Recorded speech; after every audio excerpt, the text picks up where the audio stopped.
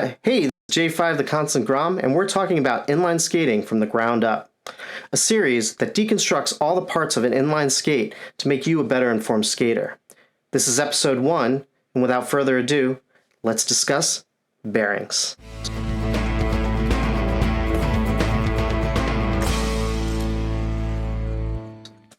Mechanical bearings use the same technology they've used for a long time now, but they differ in size and material used. This includes bike bearings, mechanical bearings used on industrial machines, inline skate bearings, skateboard bearings, and quad bearings. I hear all about bearings and all these different scales. Which one should I buy? Well, bearings come in a plethora of rating scales. There's ABEC 1 through 9, which is the Annular Bearing Engineering Committee, which is an actual standard. The ILQ scale is a brand name from TwinCam and is not actually a standard, but they're roughly equivalent to the ABEC standard and can be seen from 1 to 9 on a scale, but you usually only will encounter them in ILQs 5, 7, and 9. For the most part, you can ignore all these ratings. They're mostly marketing and don't really directly translate into speed or life of your bearings. What they do tell you is the bearings may have been engineered to a specific tolerance and have most likely gone through better QA. So, at the higher levels, if you're paying more, you may trust that that company has actually checked those bearings out more and thrown out the ones that don't meet their standards. But eventually all bearings will wear down about to the same as any other bearing. Really, I would encourage people to shop by brands and brands you trust. If you've tried out a bearing and it didn't work for you, don't buy from them. There are plenty of cheap bearings out there that people can afford that will skate perfectly well, and they can go through all of those bearings and replace them as needed and still not come up to the price of some of the more expensive bearings.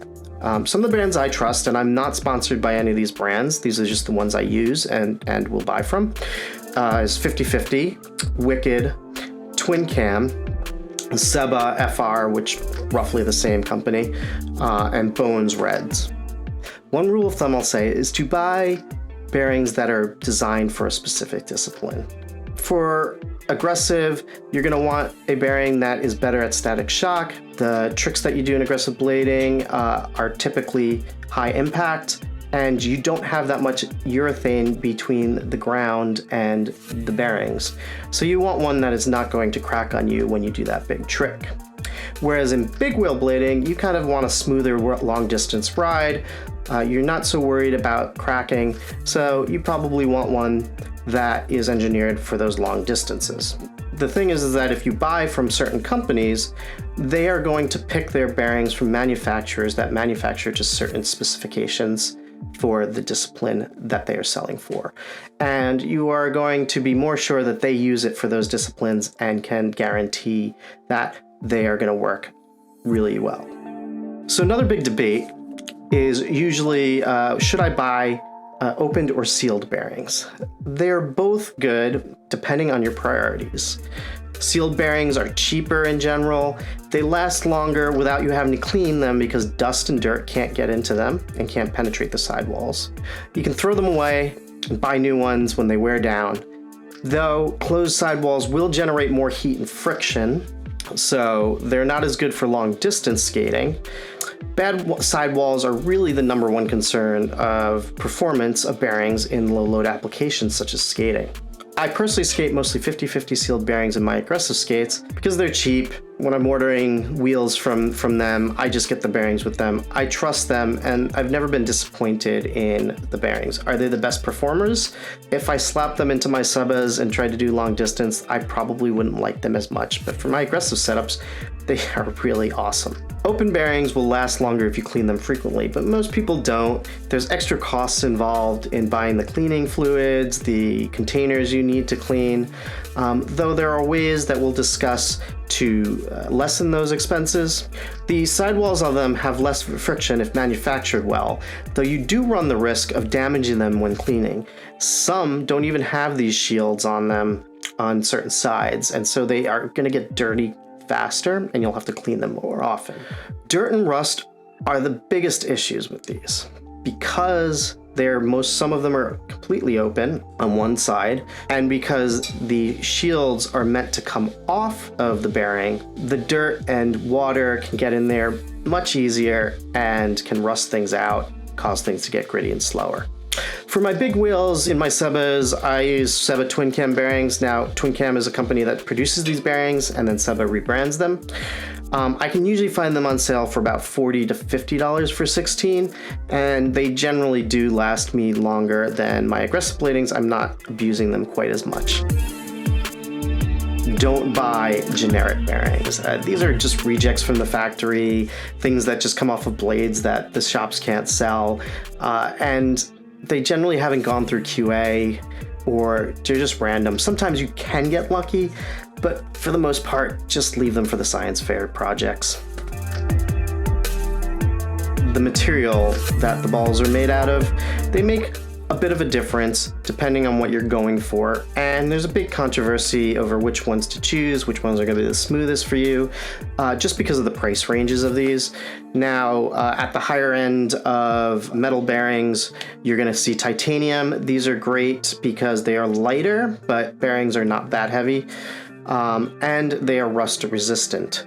The most common one's going to be stainless steel. Those are going to be your cheapest, and for me, I think are fine for most applications. And then at the highest end, you have ceramic bearings. I'm just going to say it right now. If you want to shell out $200 for Bone Super Reds or $328 for the Bone Swiss 16 bearings, remember you need 16 of these, then be my guest. But as I said, if you have the money and you want to spend on them and you really like ceramic bearings, that's not a big deal. But for me, if you put it this way, for $328, I could buy 10 16 bearing sets of decent steel bearings, and I'd have a fresh set almost every month of the year. Let's talk about bearing spacers. They're pretty much the last piece of hardware that you need to know when using bearings. What they do is they distribute load on the axle across each bearing, so there isn't too much friction on one or the other bearings, causing you to slow down. There's a couple of different kinds of bearing spacers. This is the long sleeve spacer. It basically slots into each of the bearings. The issues with this one is that it takes a 6mm axle bolt, and so if you have the 8mm, you don't want to use this. If you have the 6mm, you do want to use this. Mostly I've seen this come on my Salomons. I think a few other skates use these. Then there's the long sleeve, which is the satellite. Notice it has sort of this ring in the center, and it fits an 8mm and basically does not slot into the bearing itself. If you can see that. And the final one is the standard 8mm without the satellite ring. Same thing, does not slot into the bearing, just fits in between the two bearings. So those are it. Doesn't really matter which one you use, you just match it to your axle size, and as long as you have them inside of your bearings, inside the wheel, you should be fine.